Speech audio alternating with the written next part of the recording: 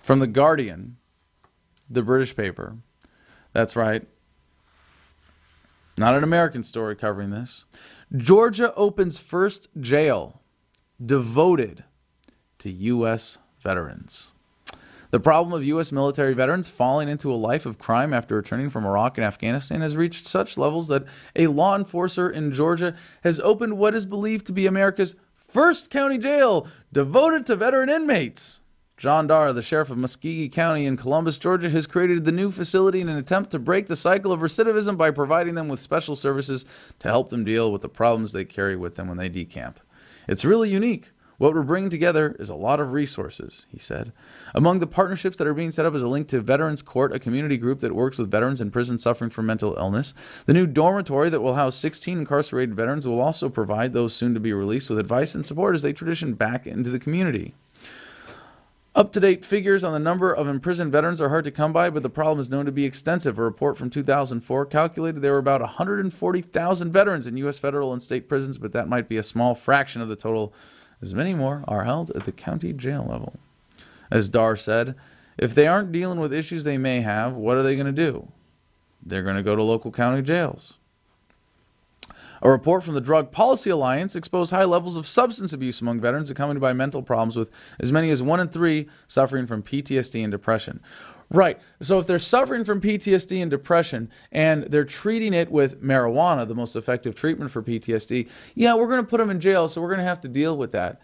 That's not substance abuse, but the substance abuse that is very real as a result of this is people turning to things that aren't as effective treatments. Harmful drugs, like the ones that they give you at the VA for post-traumatic stress disorder. And you know what, on that note, I'm going to skip ahead to an email that we got as a follow-up from our friend Matt, the Marine veteran, who wrote, well, after watching the video and hearing your reply, this is to his previous email about him being suicidal and me saying to him, oh, devil, if you kill yourself, I'm going to hunt you down in hell and make you do monkey fuckers till you puke. But anyways, after watching the video and hearing your reply and how they gave you meds that can cause suicide, I said to myself, wow, I've been really down and thinking about suicide. I think I'll Google the meds they gave me. This is a guy, Iraq veteran, combat veteran, at the VA, got a handful of pills the same way I did. Guess what? Oh, wow, surprise, they aren't for insomnia like it says on the container. It's for depression, and it's known to increase suicidal thoughts and behavior. Thanks for looking out for me, Adam. I almost called it quits last night. And by that, he means killed himself. So, Matt, you're welcome. You don't owe me shit. But God damn it, I hope you can help spread this message and get other troops. Veterans, simply Google the medications they give you. Holy fucking shit. Be a conscious consumer of the pills that people you trust to take care of you are handing out to you like candy to line the pockets of pharmaceutical companies because they don't give a fuck whether or not you commit suicide. Just keep coming back to the VA, keep getting these pills, and if you smoke pot, we're going to put you in jail. We might even put you in a special jail just for veterans.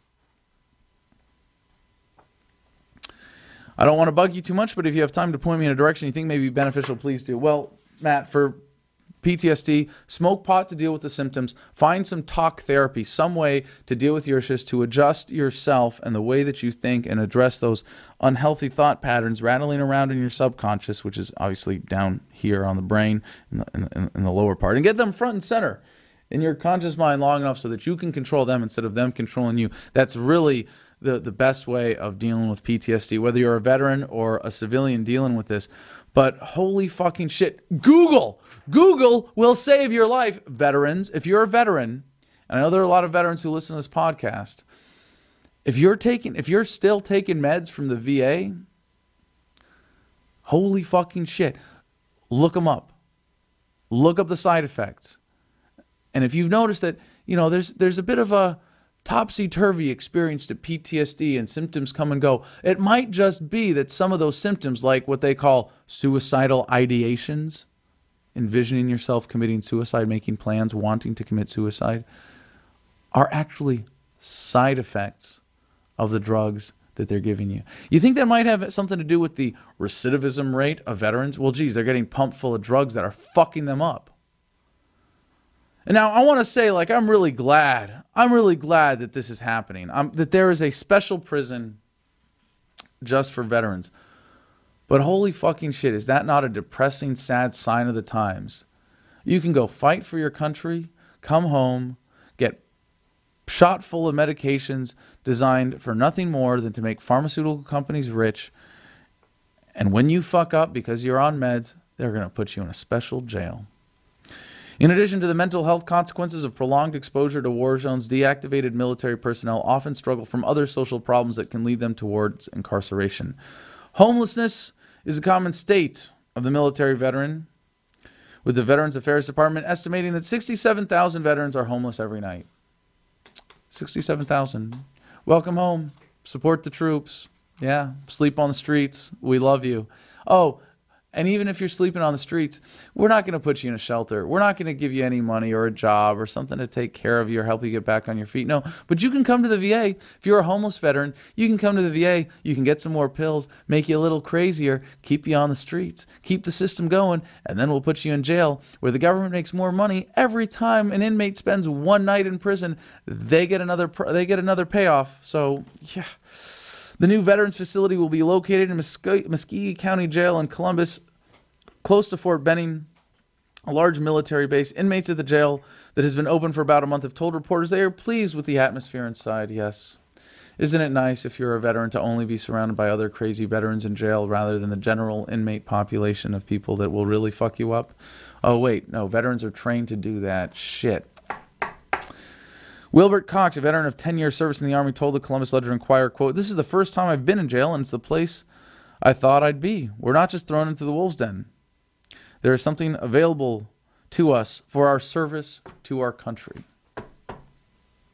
Yes.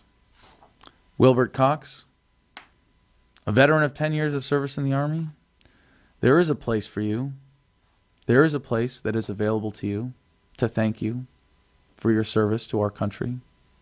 And it's in a jail cell with prescription drugs.